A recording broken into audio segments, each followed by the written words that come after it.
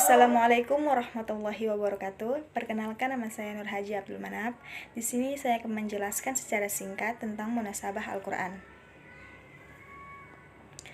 Pengertian munasabah secara etimologis yaitu al-munasabah yang berasal dari mazhar an-nasabu berarti al-qorobah yang berarti dekat.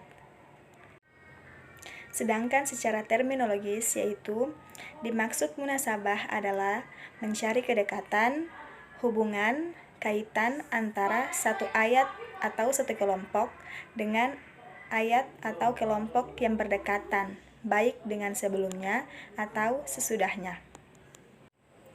Tidak termasuk munasabah apabila yang dicari adalah hubungan antara satu ayat dengan ayat lain yang tidak berdekatan, karena hal itu masuk kategori tafsir al-ayah bi al-ayah seperti surah Al-An'am ayat 82 ditafsirkan oleh surah Luqman ayat 13.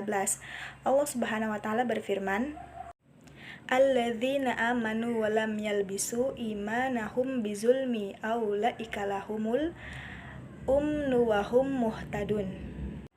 Yang artinya, orang-orang yang beriman dan tidak mencampur adukan iman mereka dengan kezuliman atau syirik, mereka itulah yang mendapatkan keamanan dan mereka itu adalah orang-orang yang mendapatkan petunjuk. Quran Surah Al-An'am ayat 82. Wa idh qala Luqmanu libnihi wa huwa ya'izuhu ya bunayya la tusyrik billahi innasyirka lazulmun azim.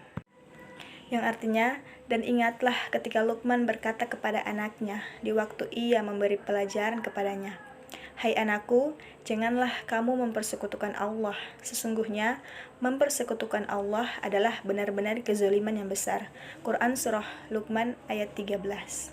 Selanjutnya, macam-macam munasabah. Yang pertama, munasabah antara satu kalimat dalam kalimat sebelumnya dalam satu ayat. Contohnya, Quran Surah Al-Baqarah ayat 195. Yang kedua, munasabah antara satu ayat dengan ayat sesudahnya. Contohnya, Quran Surah Al-Ma'un. Yang ketiga, munasabah antara kelompok ayat dengan kelompok ayat sebelumnya. Contohnya, Quran Surah Al-Baqarah ayat 120. Keempat, munasabah antara awal surah dengan akhir surah sebelumnya. Contoh akhir surah At-Tur dengan awal An-Najm, akhir Al-Waqiah dengan awal Al-Hadid.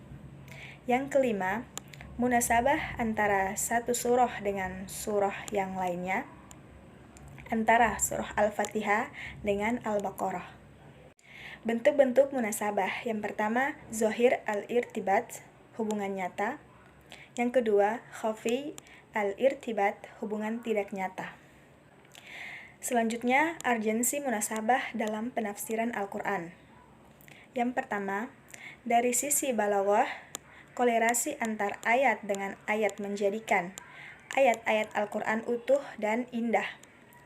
Yang kedua, ilmu munasabah dapat memudahkan orang dalam memahami makna ayat atau surah tanpa memahami kaitan antara satu kalimat dengan kalimat berikutnya. Yang ketiga, ilmu munasabah sangat membantu seseorang mufasir dalam penafsiran ayat-ayat Al-Quran sehingga dapat menjelaskan keutuhan makna ayat atau kelompok ayat. Sekian, wassalamualaikum warahmatullahi wabarakatuh.